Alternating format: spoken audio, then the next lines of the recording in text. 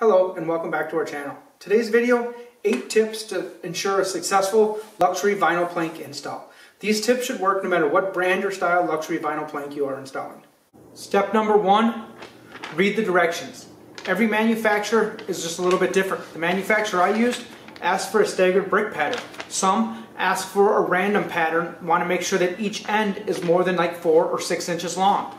Other manufacturers, difference is they want 5/16 of an inch gap around all the edges and cabinets. The last one I installed wanted 3/8 of an inch gap around all cabinets and edges. Every manufacturer is a little bit different.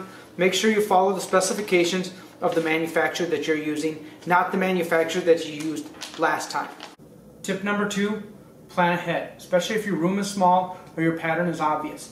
This is tile with grout. This isn't luxury vinyl plank, but it's a perfect example to show where I have about a 2.5 inch tile there and I have about a 2.5 inch tile there. Also on the back side and towards the camera, they're about 2.5 inches.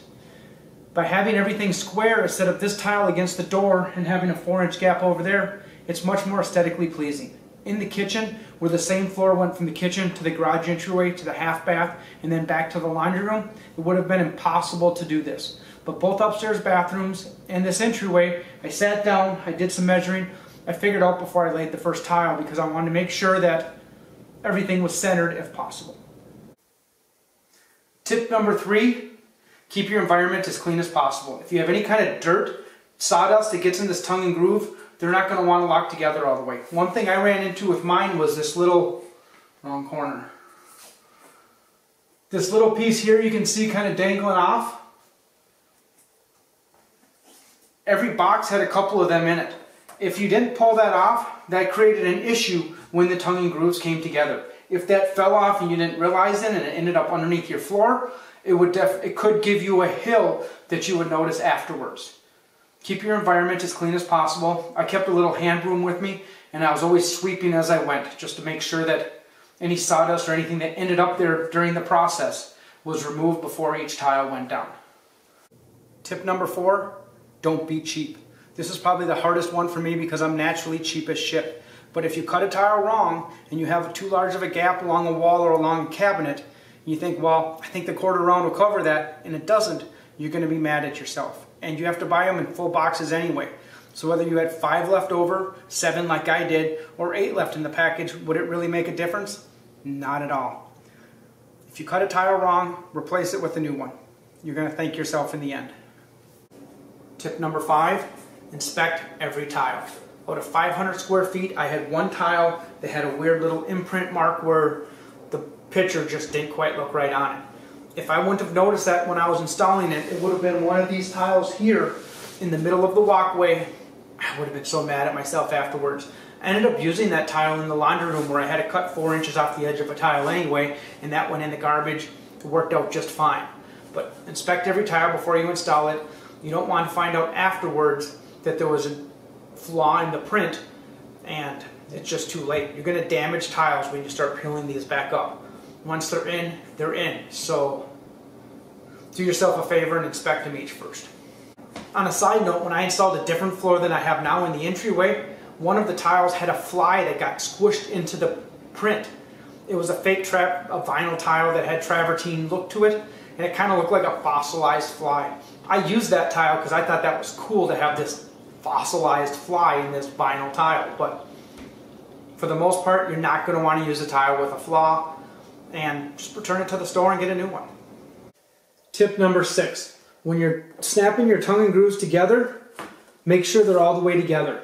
These are together, but you can still see a seam. If I push on that hard and put it together, now you see no more seam.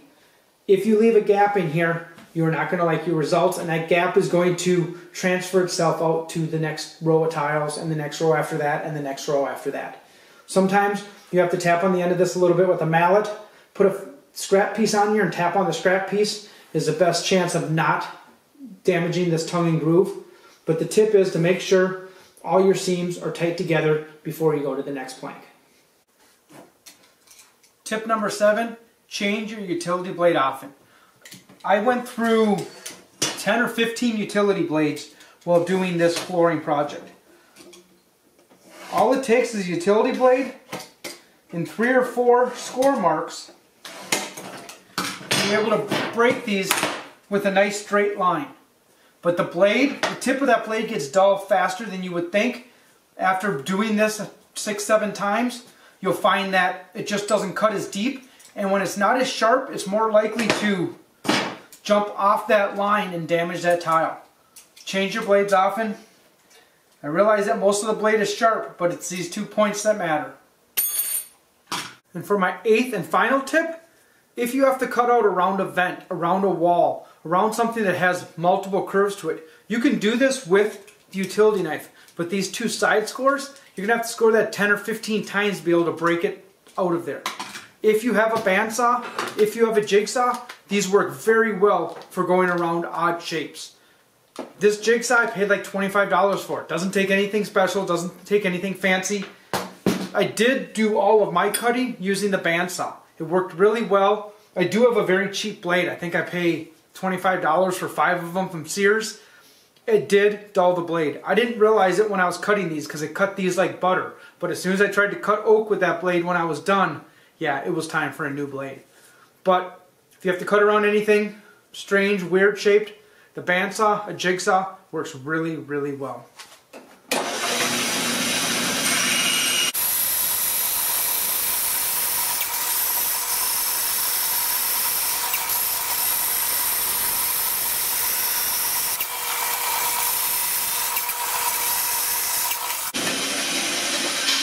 Way quicker, way easier than using a utility knife. And those are the 8 tips that I believe will give you the best results in installing your own luxury vinyl plank flooring. If you have any questions, please leave them in the comments section. I'll do my best to answer them. If you like this video, please hit that like button, please hit that subscribe button, ring that bell, and until next time, peace.